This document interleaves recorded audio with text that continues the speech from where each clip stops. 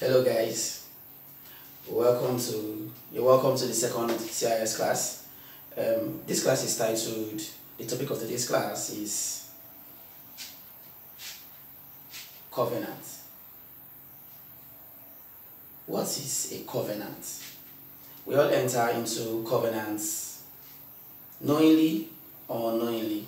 Now a covenant is any agreement that is binding on two people. An agreement that is binding on two people. Now, the minimum number of people that can enter into a covenant is 2. However, we can have several other people entering into a covenant. Now, let us use a treaty that exists between countries as a case in point to properly explain the concept of a covenant. Now, we have 2 types of treaties. Before we talk about the 2 types of treaties, let us first of all define a treaty. A treaty is an agreement between 2 or more countries.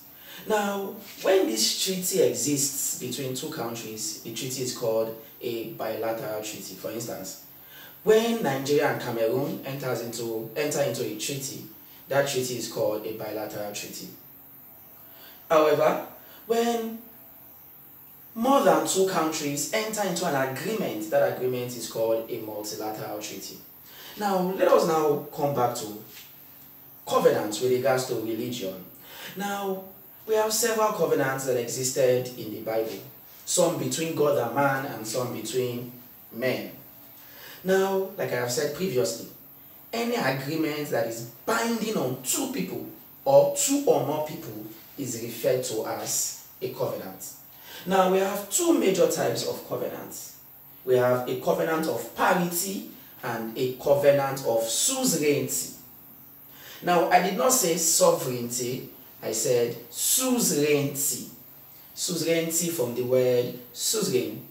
Now, like the name implies, parity from the word par, at par, equal. Now, when a covenant exists between 2 people of equal status, that kind of covenant is called a covenant of parity. For instance, when 2 employees enter into an agreement, that agreement is a covenant of parity, because these employees, more often than not, are people of equal status. However, when an agreement exists between an employee and an employer, 2 people of unequal status, this sort of covenant is called a covenant of suzerainty. Now, a covenant that exists between God and man is an example of a covenant of suzerainty, because God is suzerain over man. However, a covenant that exists between 2 men like David and Jonathan. Jonathan was the first son of Saul. Saul was the first king of Israel, and the name of his father was Kish. He was anointed by Samuel. Now, the covenant that existed between Jonathan and David is an example of a covenant of parity. But a covenant that existed between God and Noah, God and Abraham, can easily pass as examples of covenants of suzerainty. Now, David was the son of Jesse, and Jonathan was the son of Saul. David was anointed to succeed Saul because Saul sinned against God. Saul disobeyed God. Remember, when God instructed Saul to take the army of Israel and go to a place called Amalek and completely destroy the Amalekites.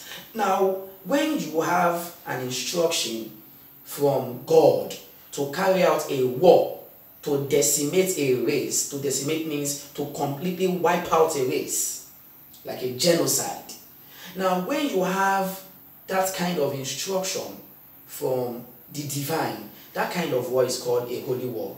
In Islam, it is called a jihad. For instance, the jihad that was carried out by Sheikh Usman Dan Fodio from 1804 to 1808 that introduced the Islamic religion in the northern part of Nigeria.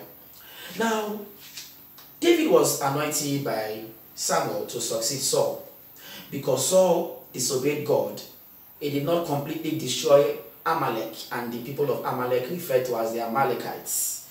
He only destroyed the worthless things in Amalek, and he spared their king called Agag and the prized properties of Amalek.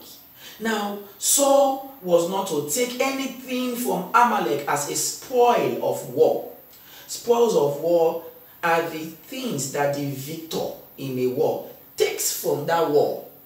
The things that the victor in a war take from the country that was defeated, rather, are referred to as spoils of war. For instance, in 1897, Britain, through a punitive expedition, completely destroyed the Benin Kingdom, for lack of a better word. And it is said today that a large amount of the artifacts in the British Museum were taken from the Benin Kingdom as spoils of war. I believe you properly understand what it means to say spoils of war. Now, God told Saul not to take anything from Amalek because that war was not a political war but a religious war. But Saul disobeyed and took oxen and sheep from Amalek. God was extremely angry with Saul, and God took the kingship that was supposed to be in Saul's family, in Saul's lineage, and took it to the house of Jesse and gave it to David when David was anointed. Now, Jonathan knew that he will not succeed his father as king because the kingship had left his lineage. And so Jonathan went to David and entered into a covenant with David that he will support David to become king on one condition, that David should make him second in command. Now, this sort of covenant is what we refer to as a covenant of parity. However, this covenant did not blossom. The covenant did not blossom because Jonathan died even before he could retrieve the terms of the covenant he had with David. Jonathan and his other two brothers, Abinadab and Malchishua, died in battle with their father against the Philistines. Now, an example of a covenant with God is a covenant of suzerainty. And in today's class, we will study the covenant between God and Noah.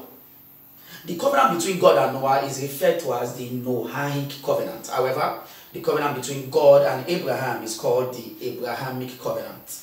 The covenant between God and Israel, which was which had Moses as the middleman, is referred to as the Mosaic covenant.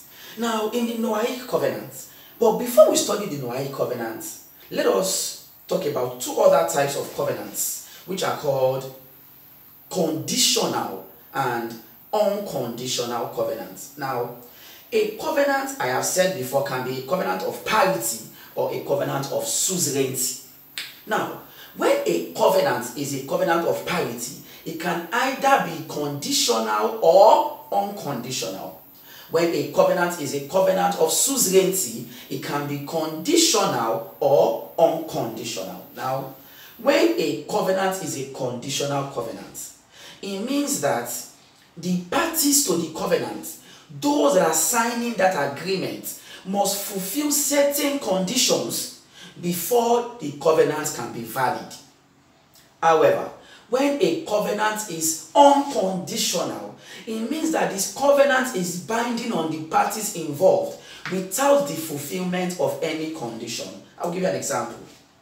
Now, the covenant of parity between David and Jonathan, there were conditions to be met. Jonathan told David that he will support David on one condition. He did not say he will support David selflessly.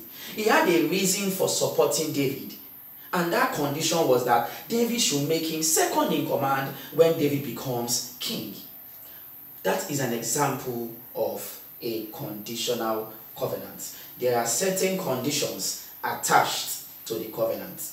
Now, after I have explained the covenant between God and Noah, you will completely understand what it means to say covenant is an unconditional covenant.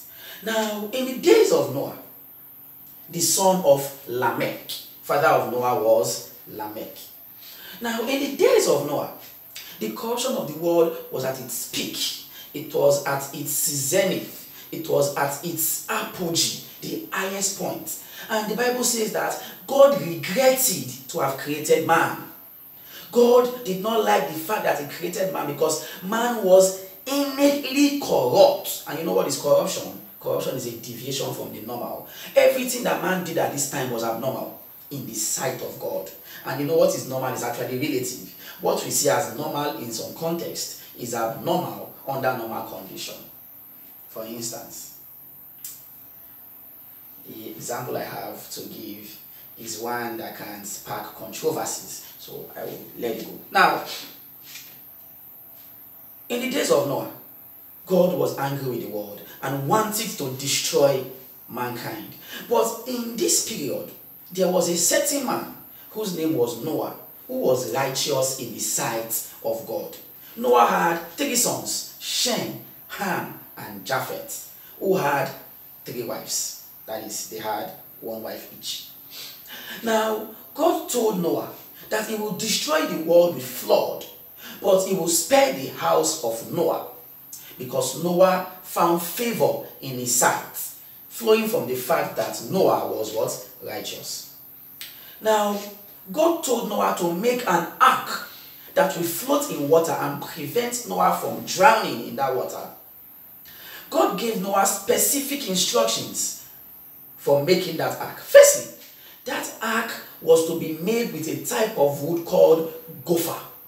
Another name for the wood called gopher is cypress.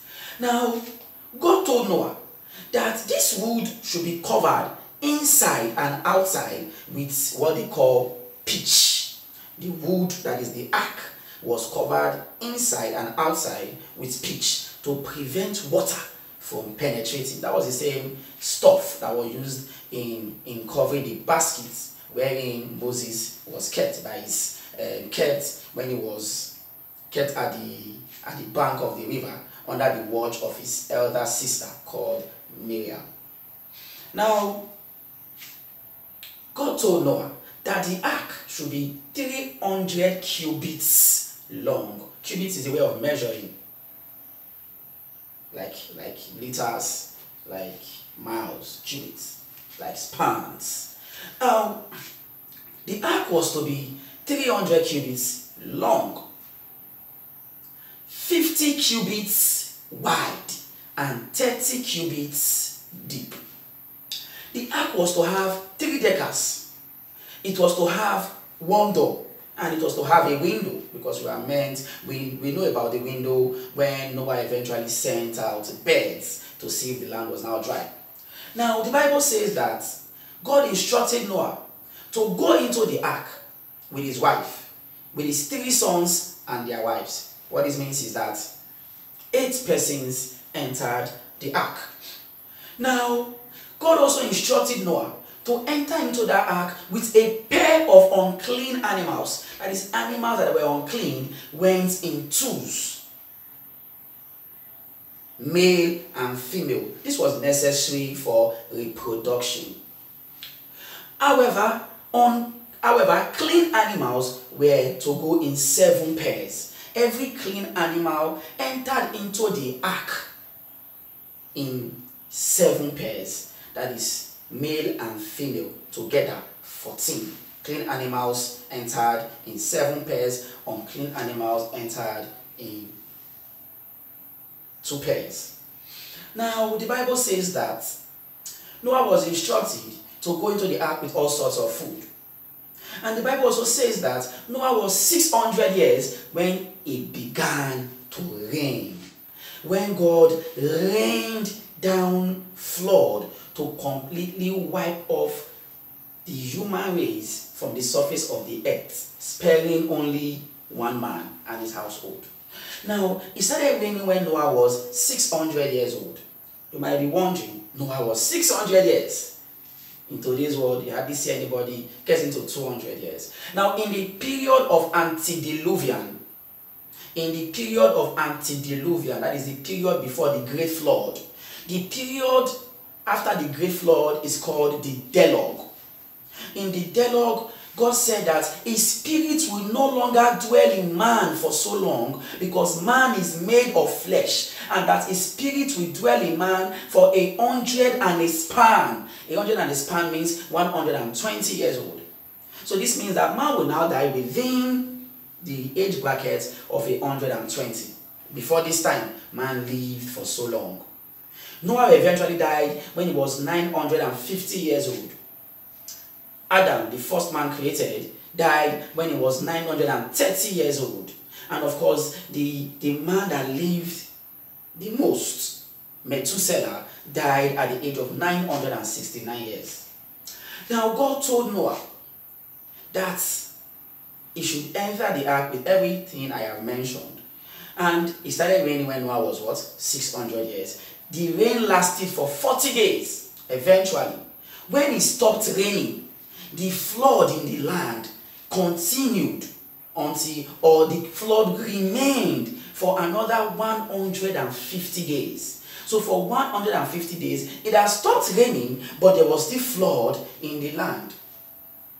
And to know whether the land was now good for them to come out, Noah had to send a raven out to search for dry ground, because it would be very disastrous if Noah opened the doors of the ark and the ground was still flooded and then water engulfs the ark.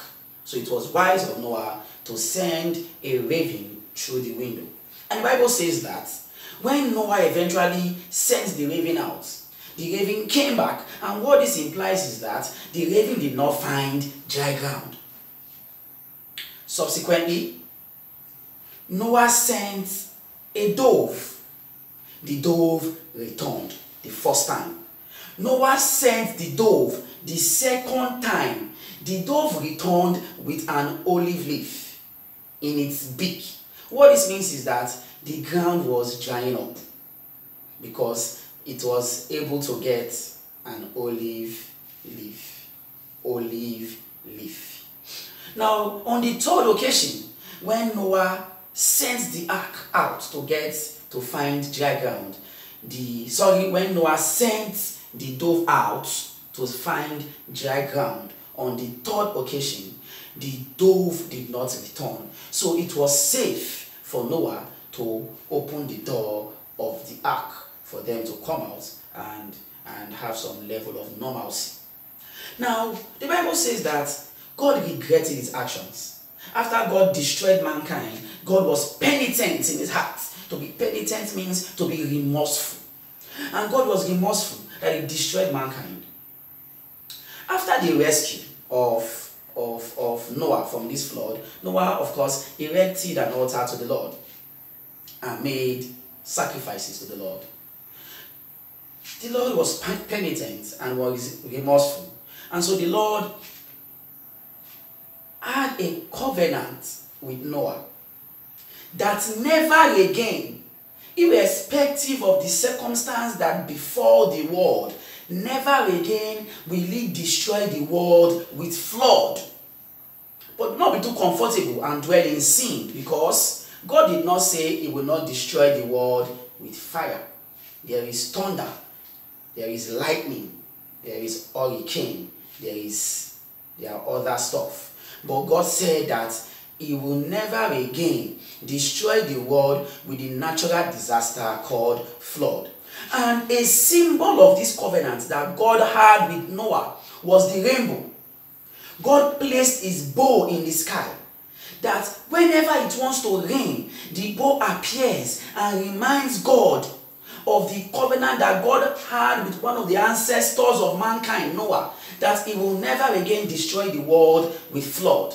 And God has kept that covenant until this day. Now listen, there is no condition attached to the benefits that the descendants of Noah will get from this covenant. God did not tell Noah to do anything to enjoy these benefits. God only told Noah that never again will he destroy the world with flood. There was no condition attached to it. Hence, this covenant is an unconditional covenant. Thank you very much.